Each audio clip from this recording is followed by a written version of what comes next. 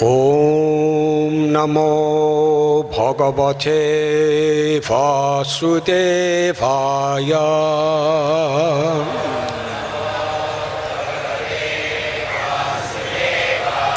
Om Namo Bhagavate Vasudevaya.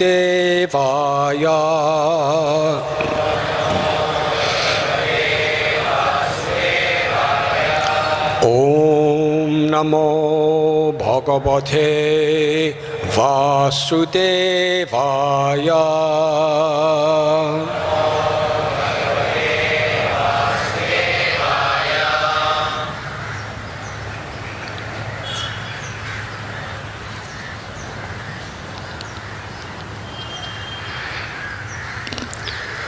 Kaman kamayate kamyair yadartham iha purusha savai dehas tu parakyo bhanguro yatyupaiti cha. Kaman kamayate kamyair yadartham iha purusha savai dehastu parakyo bhanguro yatyupaiti cha. Kaman kamayate kamyair yadartham iha purusha savai dehastu parakyo bhanguro yatyupaiti cha.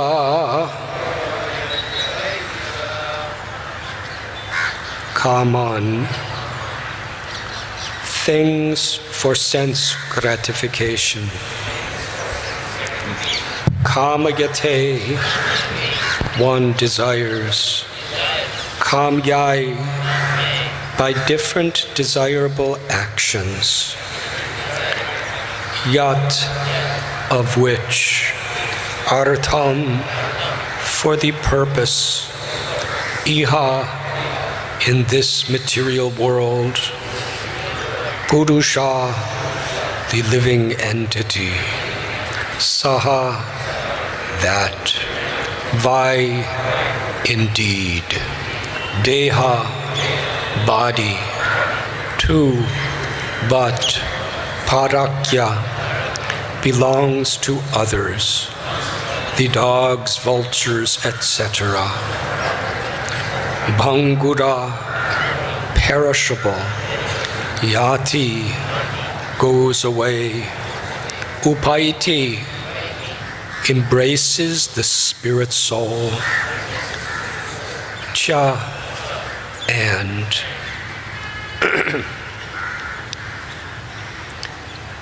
A living entity desires comfort for his body and makes many plans for this purpose.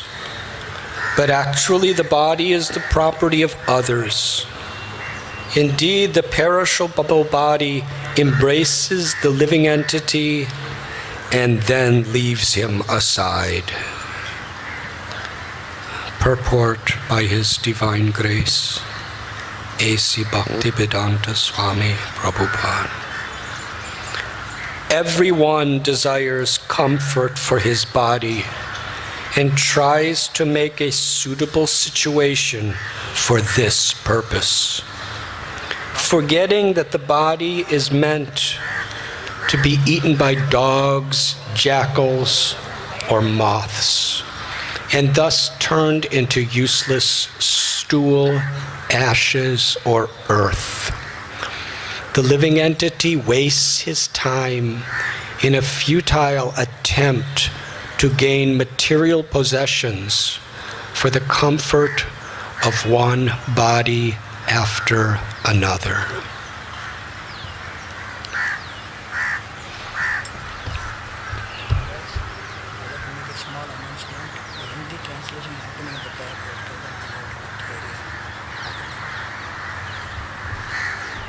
Hindi translation is happening in the counter which is signed as water station. Raghav Prabhu is there. Those who want to hear in Hindi can go to that counter. Hindi में translation होगा जो water counter का पास में, किसी को हिंदी में सुनने का है जो वाटर स्टेशन करके लिखा है वो काउंटर पे जाइए. हरे Krishna.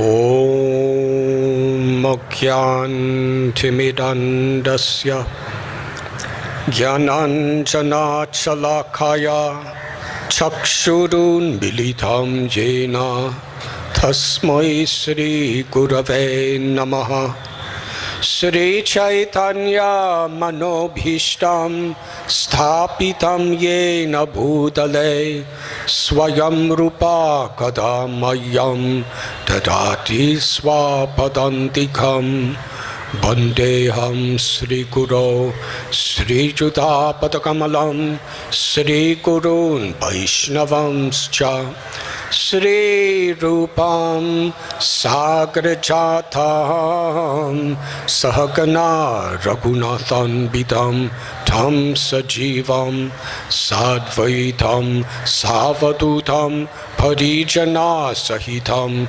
Krishna Chaitanya Devam Sri Radha Krishna Padan Sahagana Lalita Sri Vishakanbitamscha He Krishna Karuna Sindhu Dina Bandhu Jagatpate Gopesha Gopika Kanta Radha Kanta Namostate Tapta Kanchana Gaurangi Radhe Vrindavaneshwari Vrishabhanu Sute Devi Pranamami Hari Priye Mancha Kalpatarubhyascha Kripa Sindhubhya Evacha Patitanam Pavanebhyo Vaishnavebhyo Namo Namaha Sri Krishna Chaitanya Prabhu Nityananda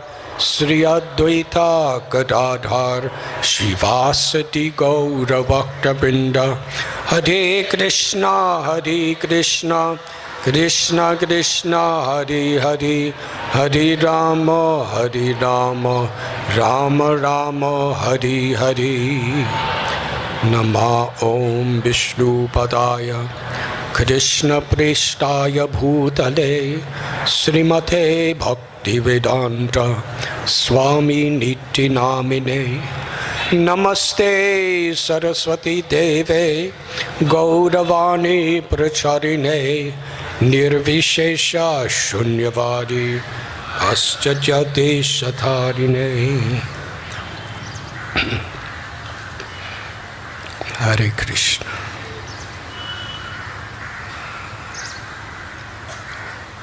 I am very grateful, very honored to have this opportunity to share the wisdom of Srila Prabhupada and our most beloved previous acharyas in this very auspicious celebration of the 50th year of the establishment of the International Society for Krishna Consciousness. Today we are reading from Canto 7, Chapter 7, entitled What Prahlad Learned in the Womb, text 43.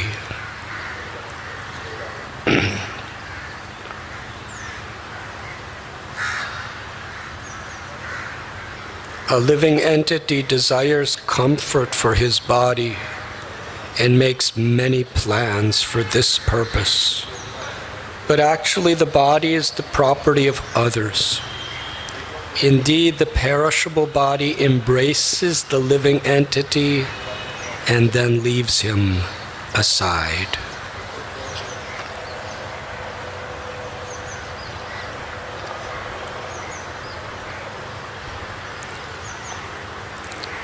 Mahajano yena kata sapanta. Sri Chaitanya Mahaprabhu proclaimed that the only means of attaining life's true perfection, prema bhakti, is to follow in the footsteps of the Mahajans, the great souls. Prahlad Maharaj is specifically one of the 12 original Mahajans.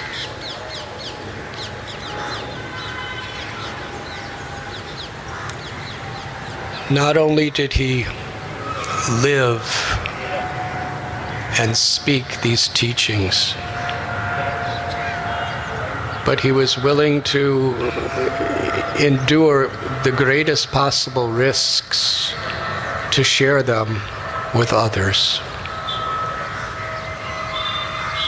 Not only with the whole world through the pages of Srimad Bhagavatam, his classmate friends, but even to Hiranyakashipu.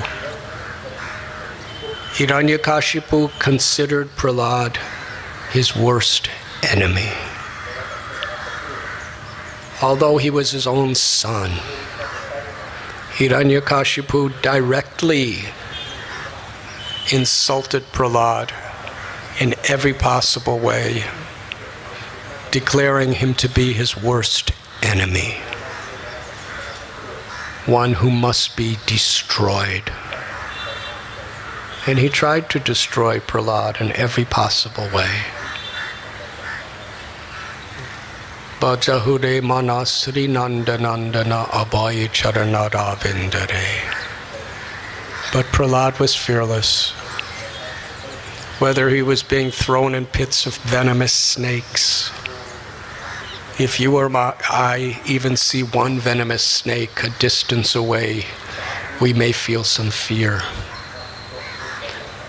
When it cobra raises its hoods, rises high and looks you right in the eyes.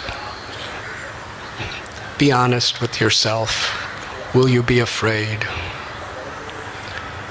There were hundreds of venomous snakes in a pit, and Prahlad was thrown right on top of them. But he had no fear. He was always immersed in remembering Krishna. Maro birako bijo icha toha nityata saprati tua adhikar. Bhaktivinoda Thakur teaches us the mood of a true devotee. My Lord, if you like, you can kill me. If you like, you can protect me. You have every right to deal with me in any way you please, because I am your eternal servant. Jivera Swarupoy Krishneta Nityadas. This is the foundational principle of Sri Chaitanya Mahaprabhu's teachings, that we are the eternal servants of Krishna. The body is perishable. It is subjected to birth, old age, disease, and inevitable death. Padam padam yadvi padam natesham. And in this world where for everyone, in every situation within this material creation, there is danger at every step. We do not know. Adhyatmaka, Adhidaivaka, Adhibhotika. These threefold miseries are impending. They are inevitable. Whoever you are, wherever you're born, whatever you have, whatever you can do, Dukalayam ashashvatam. We have to suffer because everything's temporary. So if we're on the bodily concept of life, then fear is the prominent emotion that we live with. So much of what people are giving their life and time to, directly or indirectly, has its root in fear of suffering and death.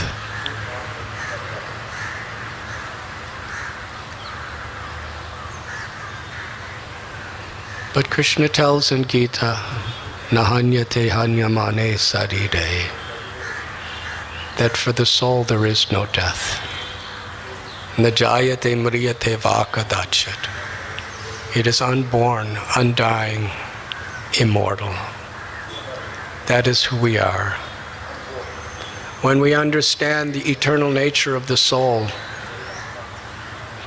or when that realizing the soul becomes our goal in life,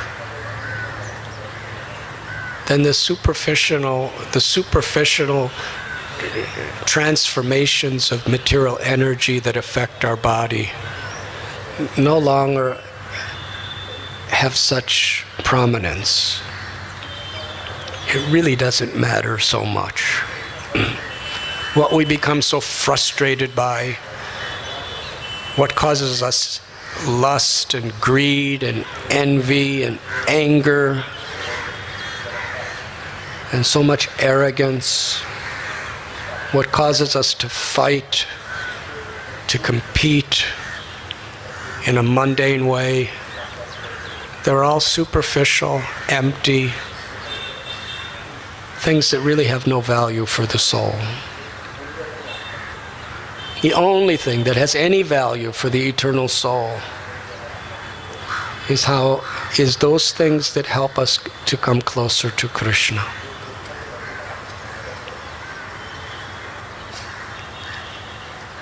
Srila Prabhupada explained in a very unique context where there was a controversy about certain findings of material scientists and certain explanations of the Vedic scriptures. And Srila Prabhupada brought it to such an essential understanding that whoever we are, we can easily understand. He said the real problems of life is not all these technical debates that we're having. The real problems of life, could everyone hear? This is one of the problems of life. It's not a problem. Sometimes I think that the controllers of sound system are representatives of the Yamadutas.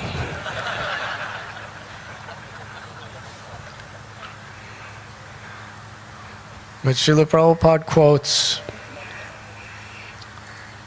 that the real problems of life are janma mrityu jara vyadi dukkha doshana darshanam. Birth, old age, disease, and death. And whatever explanations and everything else that people may be having, the real question is, how does it help us solve the problem of birth, old age, disease, and death? Atato Brahma Jigyasa. When we begin to ask this question, then the actual purpose of human life begins. Srila Prabhupada, when he first met his Guru Maharaj, Srila Bhakti Siddhanta Saraswati Thakur, was told in the year 1922, "You are an intelligent young man, you should take this message of Sri Chaitanya Mahaprabhu to the English language all over the world." Srila Prabhupada expressed his concerns that many devotees even today are involved in. Political concerns. But our political concerns are insignificant compared to at that time in India, where India was completely subjugated and exploited by the British. and Mohandas Gandhi, Subhash Chandra Bose, and others were fighting and risking their lives to give freedom, independence to the country. And millions of people were joining them. This seemed to be the most intelligent, the most vital of all things to somehow or other get our freedom. Srila Bhaktisiddhanta Saraswati explained, real freedom is no more birth, old age, disease, and death. Political parties will come and they will go and they will change endlessly. Who is in charge of a country, who is in charge of a nation in human history, it's always changing. But there's an eternal truth, that we are the eternal soul. We are all part of Krishna.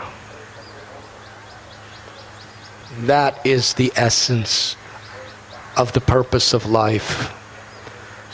To forget our eternal nature is the root cause of all problems. To identify with this temporary, fleeting body and mind is the cause of all conflict, of all selfishness, of all exploitation, pollution, and suffering. Krishna consciousness, forgetfulness of that is the only true problem of the world. And Krishna consciousness, remembering that, is the only true solution. He spoke so strongly, with logic, citing scriptures. Abhay Charan, our Srila Prabhupada, was convinced. And he made this mission on that day his very life and soul.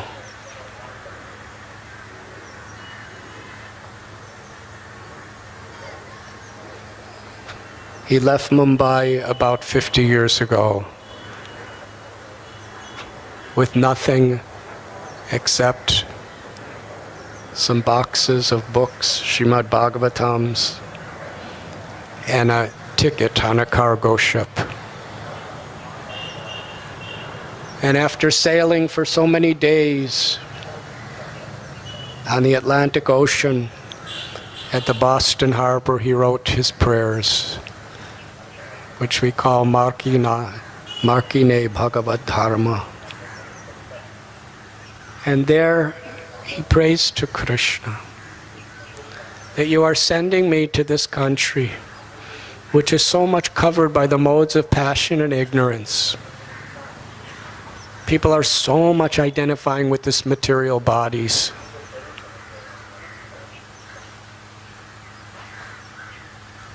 I am not competent. I am not competent to deliver your message unless you make them understand, unless you empower me to speak in such a way that will change their lives.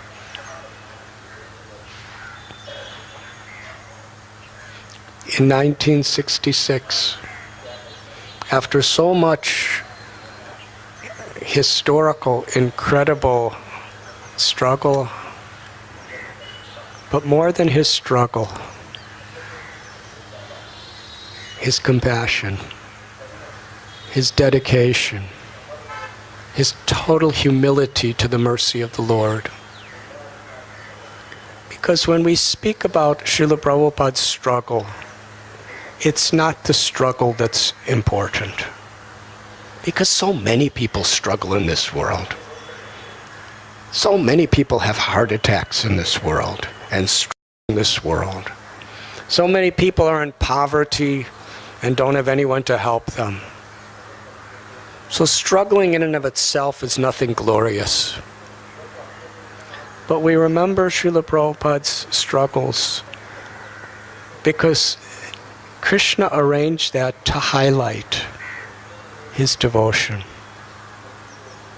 his absolute one-pointed surrender, sharanagati, to the will of his Guru Maharaj. 1922, 1966, he got this message 44 years before.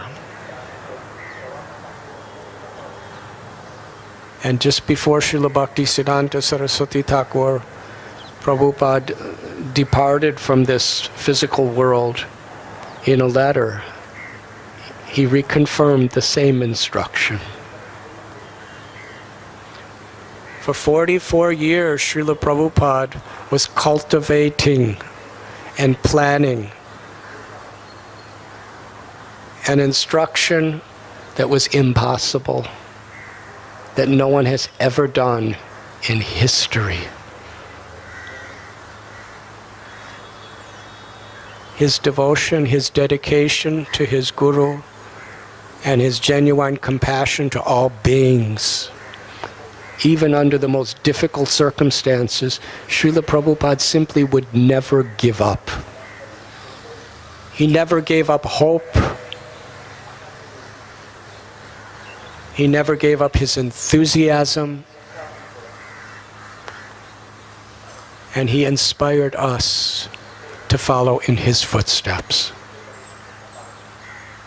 50 years ago, Srila Prabhupada established the International Society for Krishna Consciousness. Please raise your hands if you have been to 26 Second Avenue.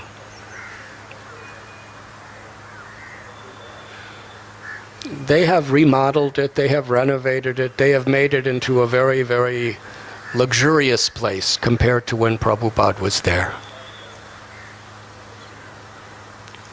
Tiny little storefront. And now the neighborhood is quite affluent, comparatively. In those days, the Lower East Side, that particular part of Manhattan Island in New York City, it was a place of alcoholics, drug addicts, homeless people, poverty, a lot of crime. It was a rundown storefront that fit about 40 or 50 people when it was crammed in a rundown neighborhood. But Srila Prabhupada saw that as such a wonderful blessing. And shortly after moving in there, he established the incorporation of ISKCON.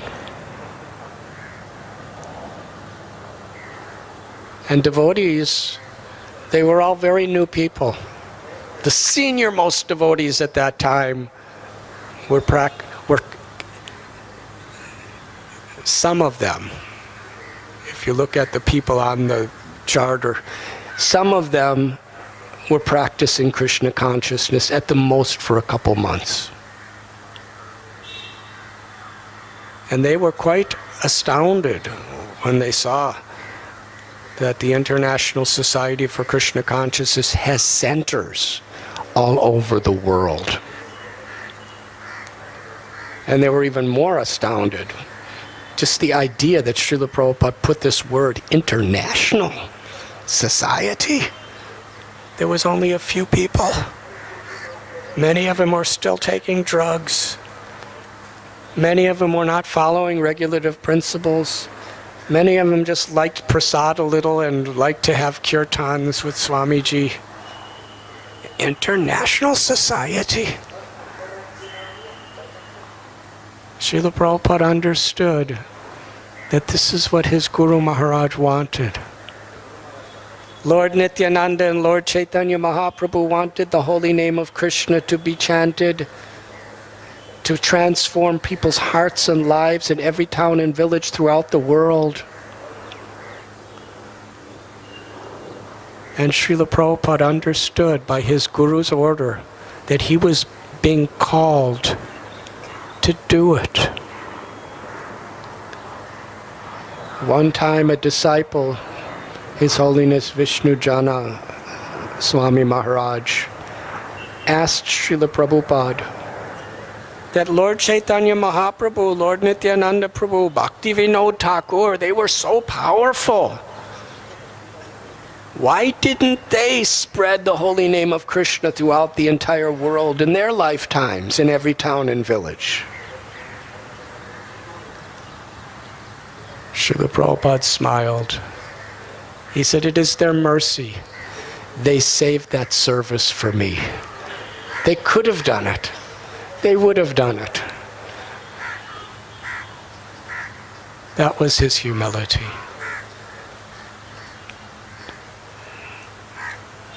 Today,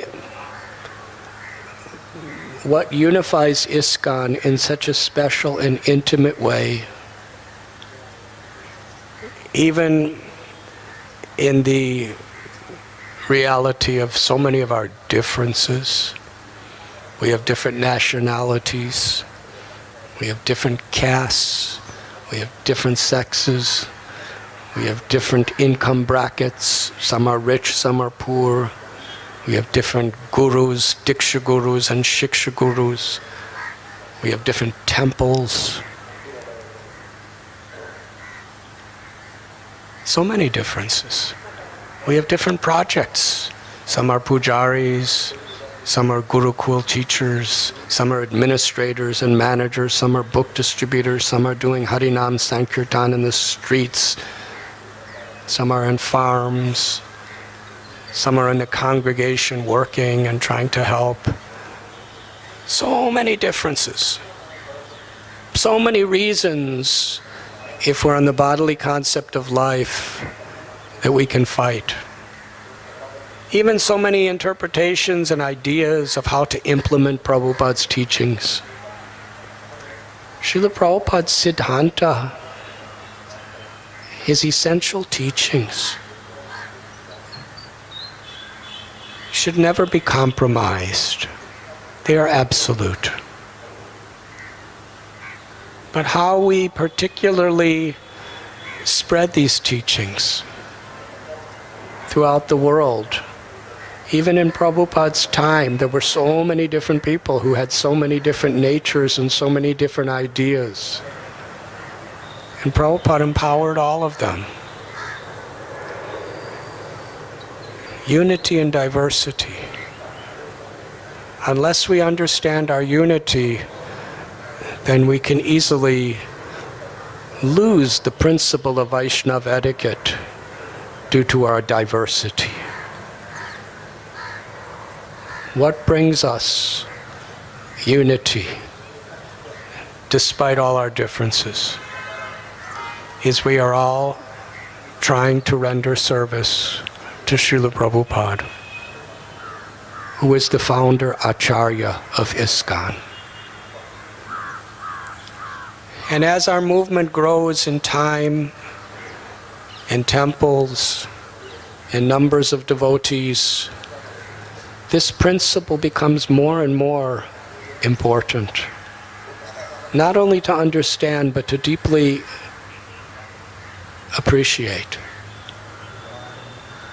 It's a very important part of our sadhana and our surrender. Srila Prabhupada is like, being the founder Acharya of ISKCON is like the string in a garland. There may be so many different flowers of different colors, of different shapes, of different fragrances, but it's all beautiful when they're bound together on the string. Krishnadas Kaviraj Goswami explains that Lord Chaitanya Mahaprabhu, he wove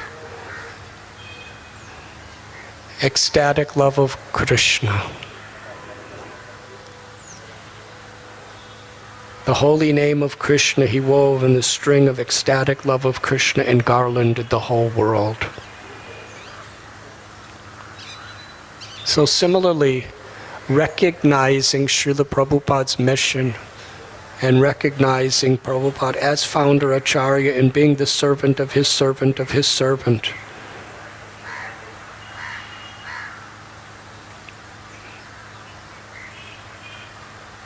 It is the very basis of how our society will be preserved and will expand.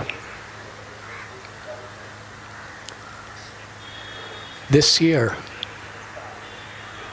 is the 50th anniversary of when Srila Prabhupada became the founder Acharya of ISKCON. 50 years ago, 1966, Srila Prabhupada founded ISKCON, and in founding ISKCON became the Acharya of ISKCON. Remembering this day and its very, very humble beginnings, and how Srila Prabhupada had a vision and empowered his devotees with the vision, is actually our life and soul. Yesterday we celebrated Rath Yatra. From the very beginning of ISKCON, hardly months later, in 1967, in San Francisco, Her Grace Malati Devi found a little form made of wood, something she never saw before. It was only about 3 inches high, maybe 4. And it said made in India. So because she loved Prabhupada so much, she loved everything from India. And she brought it home. And her husband, Shamsundar Prabhu, was so fascinated by this, made in India. He showed it to Srila Prabhupada. Srila Prabhupada offered his obeisances and prayers. He asked to get the other 2, and Malati Devi got them. It was Jagannath, Baladev, and Subhadra, who were just in a little store, piled up in baskets. Hundreds of Jagannaths, Balarams, and Subhadras.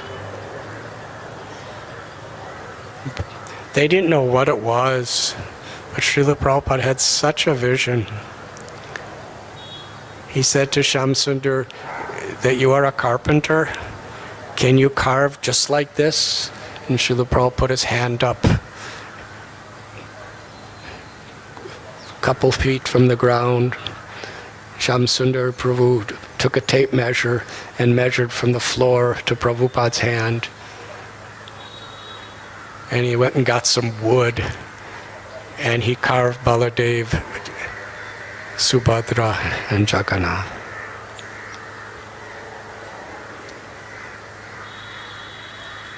Just about 6-7 months after the founding of ISKCON.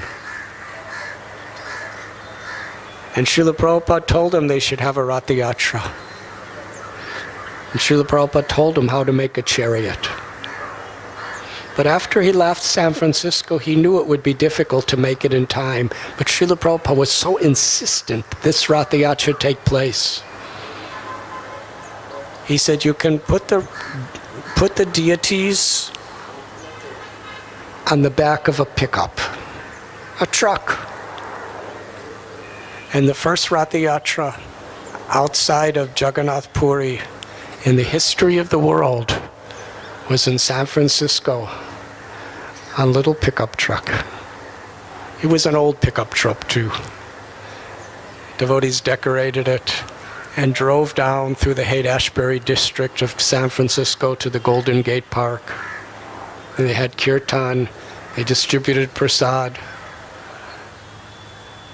And Srila Prabhupada was so pleased.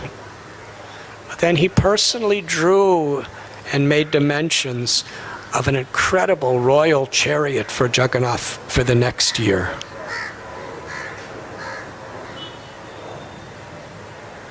And Shamsundar Prabhu, with the help of Jayananda Prabhu, worked practically day and night for months to build that chariot.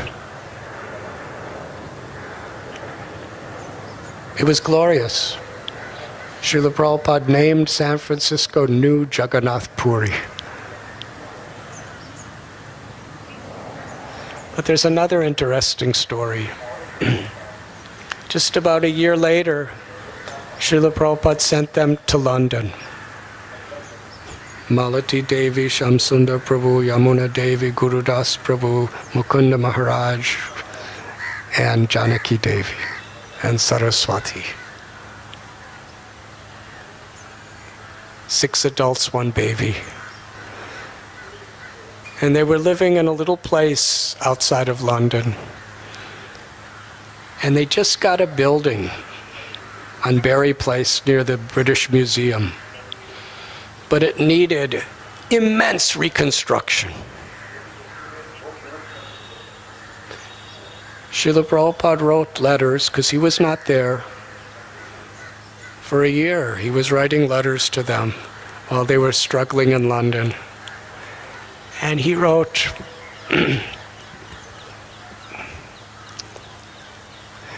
I want Ratha Yatra in London. He didn't just request them, he ordered them very strongly. I want this Ratha Yatra in London at this date. Not only that, he said, I want the temple to be ready. It needed months of renovation. And Srila Prabhupada wanted an enormous chariot for Jagannath. Shamsundar Prabhu and his little team of British new devotees that were just coming, they would work all day long trying to build this giant chariot for Jagannath. Far bigger than San Francisco. They would work all day, and then they were outside of London. They would drive about an hour or so in this little pickup truck they had and go to Berry Place and work all night long trying to renovate the temple for Prabhupada. And Prabhupada was pushing for both. Now, weeks went, months went, all day working on the chariot, all night trying to build the temple.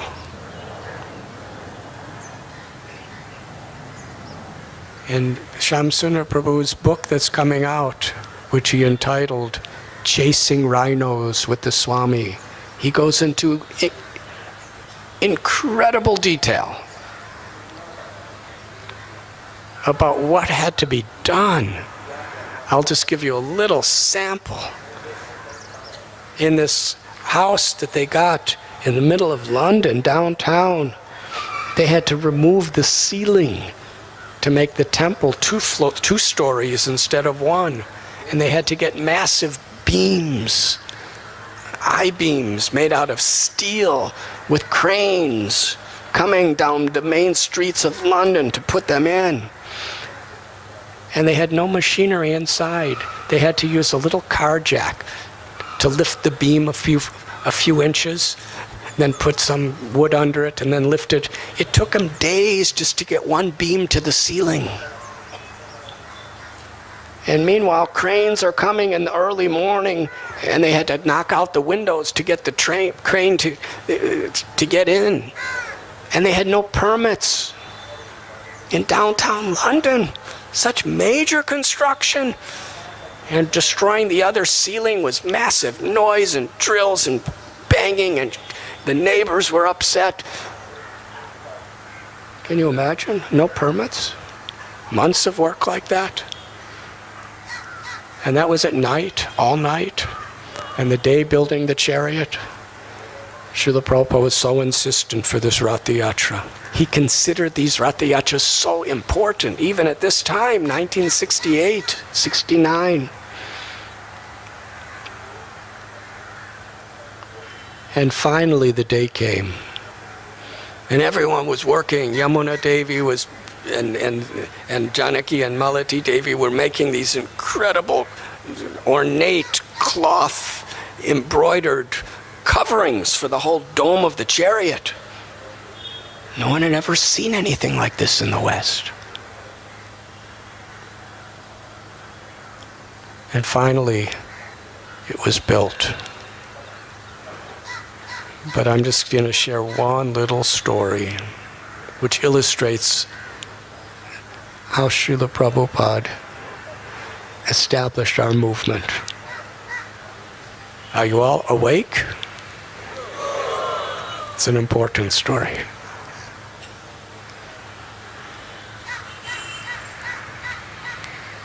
Mukunda Goswami Maharaj, who was then Mukunda Das and Guru Das, spent months trying to get permits for downtown London in the 1960s for a Ratha Yatra. Police blocking the roads. And these are busy roads. But in order to begin the parade, they had to start at exact time, because that's when the police were going to be there. Everything had to be meticulously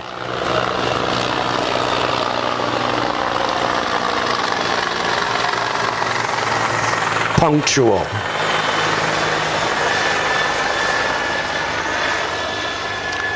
But here's the problem.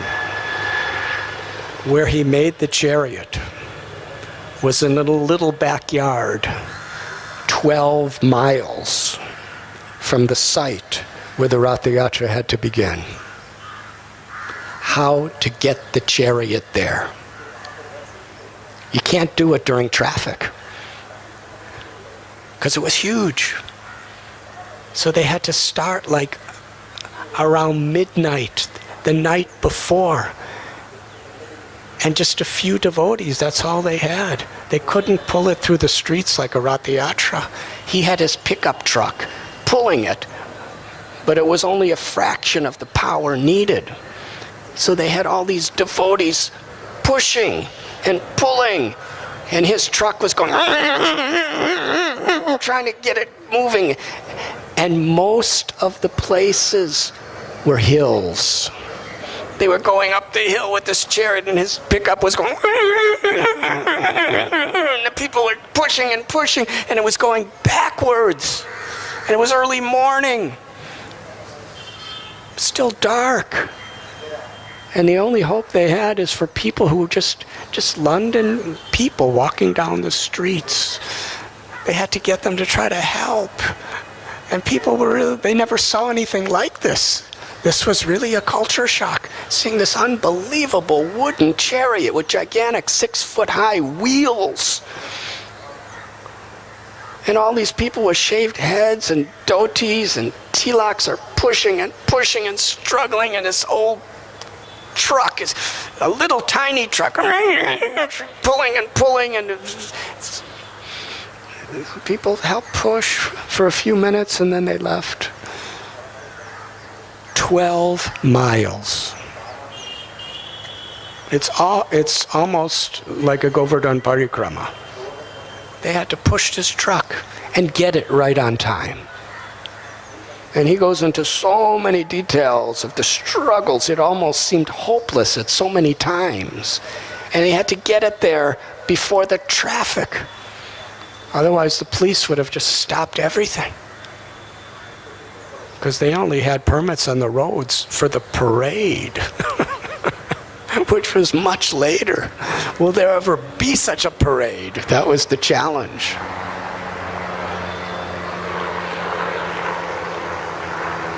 It was actually impossible and hopeless, but they just had total faith that Srila Prabhupada wants it, so it will be done. We just have to keep trying. And finally, they got, I think it was somewhere around Hyde Park's corner where they were going to begin. And they actually got it there. But then they had to build the dome right there on the spot. Because through the streets there were so many wires on the roads and everything. They had the chariot, and the dome was just stacked up on the rest of the chariot in one piece. And then they had to put it up, and then they had to put the beautiful cloths that the ladies made.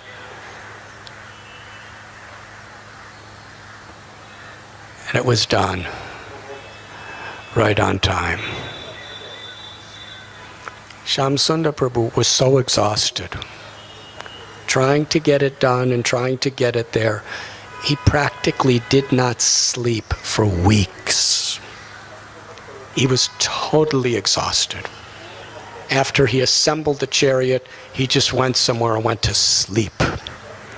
Kind of like Muchakunda. So he was gone. And now, London, they became so popular in London that they had the youth underground counter newspaper became their very good friends, so they were advertising in every issue about this Ratha Yatra, and it really sounded fascinating. And hundreds of people from the counterculture, British people, and hundreds of Indian Indians, they weren't even a congregation then, they just heard about it and they came, and so many other British people, there were thousands of people that came. It was glorious. Then they started pulling the chariot, and they were pulling for just a couple blocks, and the axle holding the wheels broke. The entire chariot collapsed and fell on the ground. Couldn't be moved. And to try to fix it was impossible.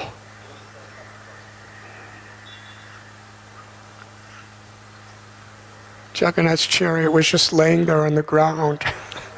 And the police, you saw how yesterday the police want you to keep moving?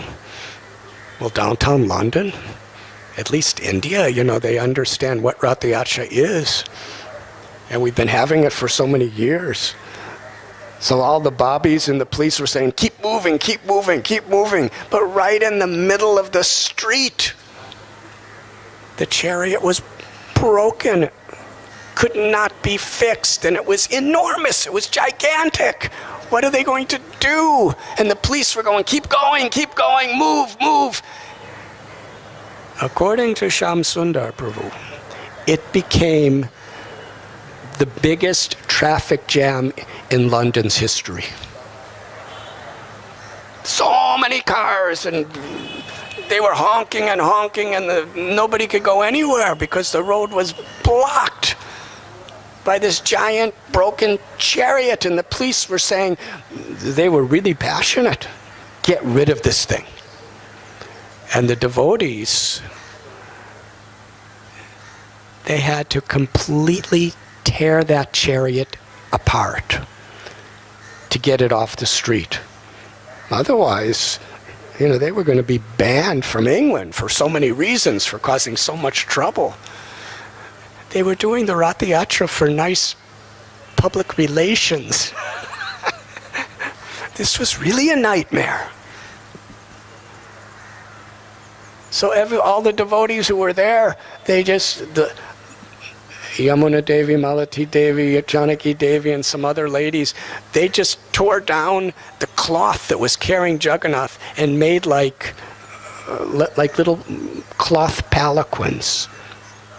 And they put the deities in there, and they had a procession with Jagannath, Balaram, and Subhadra in those cloths being carried by all the people and having kirtan. And they were trying to make it look like this is what we're supposed to be doing.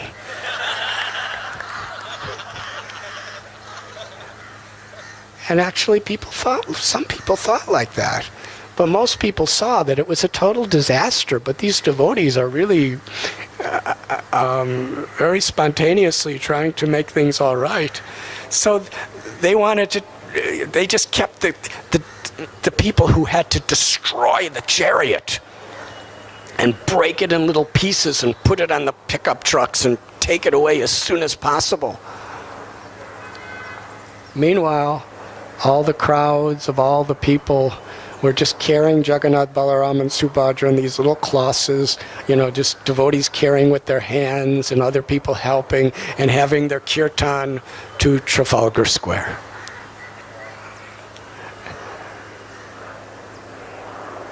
And meanwhile, the other devotees with the police screaming at them were just chopping and sawing and just completely reducing the chariot into little pieces that could never be brought together again and putting it in the truck.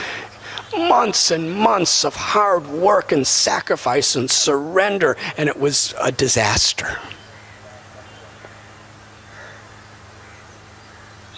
And somehow or other, they just moved it and threw it all out.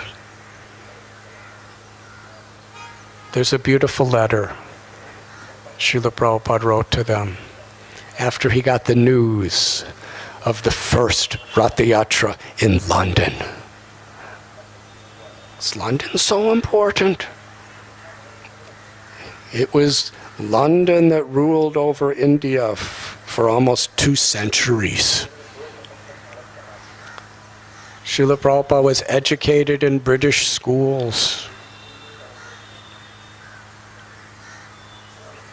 For Srila Prabhupada, there are letters where Srila Prabhupada also, when he was encouraging the devotees in London, he said London is the most important city in the world. He said about New York also.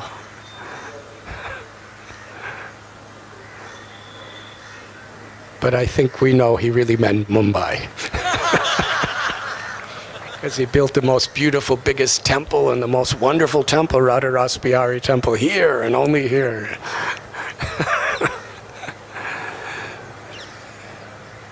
So, for Srila Prabhupada, the pride of ISKCON, the pride of the Sampradaya of Sri Chaitanya Mahaprabhu and Bhakti Siddhanta Saraswati Thakur, his Guru Maharaj sent his topmost devotees at the time to London to establish his movement. So for Prabhupada, he was very strong. We must have this Ratha Yatra in London. And he was constantly, before, he was asking, so how is it going? You will have this, you must have this. And they built the chariot, and he wanted it grand and glorious. And then he got the letter of the report of what happened. Srila Prabhupada wrote a reply to them from another country, in another continent. He wrote, when I heard about Jagannath's chariot collapsing in the streets of London, my heart broke. I was feeling so sad. But now I'm feeling that it was good. It was Krishna's mercy. Because of the chariot falling like that, the Indian community and the people of London felt so much sympathy for all of you.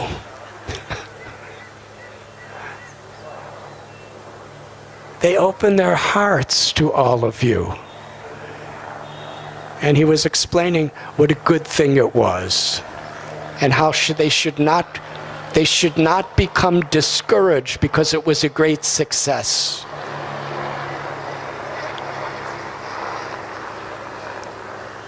He encouraged them. And Shyam Sundar Prabhu in his book, could you imagine, he's the one who built it. When he heard the news, they woke him up from his sound sleep and told him that the chariot's collapsed. We have to dismantle it and throw it away. He felt so ashamed, so guilty. But Srila Prabhupada wrote back to him, he said, this was Krishna's arrangement. Now everyone has such sympathy for the Hare Krishna movement. It was a great success.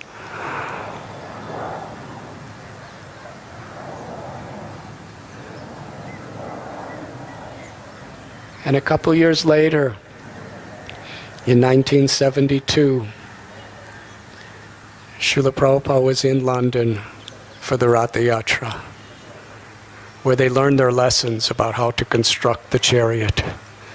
And Srila Prabhupada, even though he was actually very ill, his health was not good at the time, Srila Prabhupada wanted to encourage the devotees. 1972 means Srila Prabhupada was about 75 years old.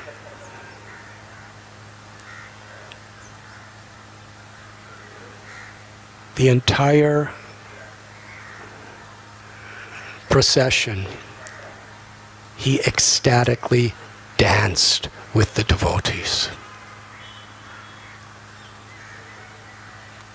It was inconceivable, it was incredible, it was absolutely wonderful. It was such a victory. In Sri Chaitanya Charitamrita, Srila Prabhupada writes in 1973, I believe he says, in Trafalgar Square, in the newspaper The Guardian of London, it says that the Hare Krishna chariot rivals the Nelson column. The Nelson column, Prabhupada explains, is a very, very high structure in honor of Lord Nelson. And he said, just like in Puri, the people were thinking the chariot was compared to Mount Sumeru. In London, they were saying it was comparable to the Nelson column. Prabhupada was so proud of that Ratha Yatra. And from Ratha Yatras like that, Srila Prabhupada saw such incredible hope. From that little broken down pickup truck that had the first Ratha Yatra in San Francisco to the apparently disastrous breakdown of the massive chariot in London, Srila Prabhupada always kept the devotees positive, encouraged, enthusiastic, because that's the way he was. And as our founder Acharya, he not only lived by that principle of surrendering to Krishna at every moment and seeing the great opportunities to spread this movement at every moment, whatever the results may be. He encouraged his devotees to follow in his footsteps.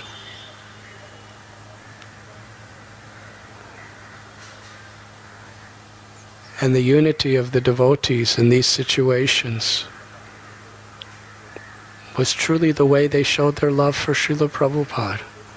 When there was difficulties, they all came together to give their hearts, their souls, their bodies, and their minds, and their words for Srila Prabhupada, for Shri Shri Radha Ras Bihari. Because we are not these bodies. We are the eternal soul. And actually, Srila Prabhupada encouraged us, enthused us, and instructed us how we could live in this spiritual world when we have this conscious of Sharanagati, of surrender.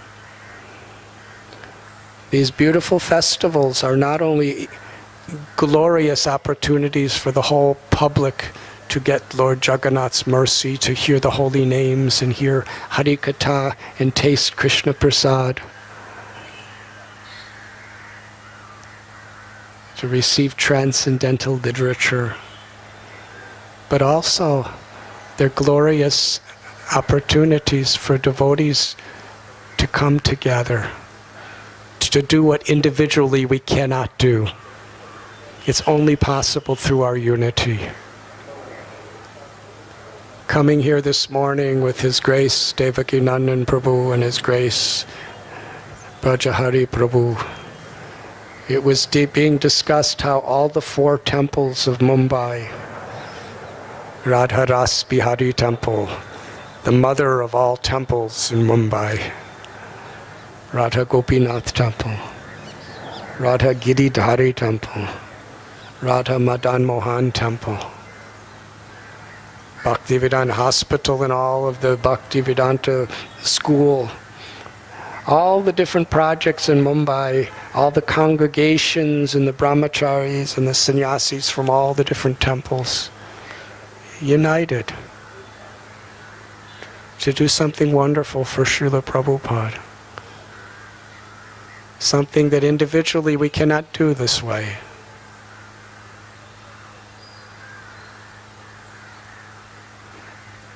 And this type of cooperation and unity for the purpose of preserving and expanding the pure message of Sri Chaitanya Mahaprabhu through these various projects is truly the way we can honor Srila Prabhupada and celebrate the 50th anniversary of his becoming the founder Acharya of ISKCON. Thank you very much.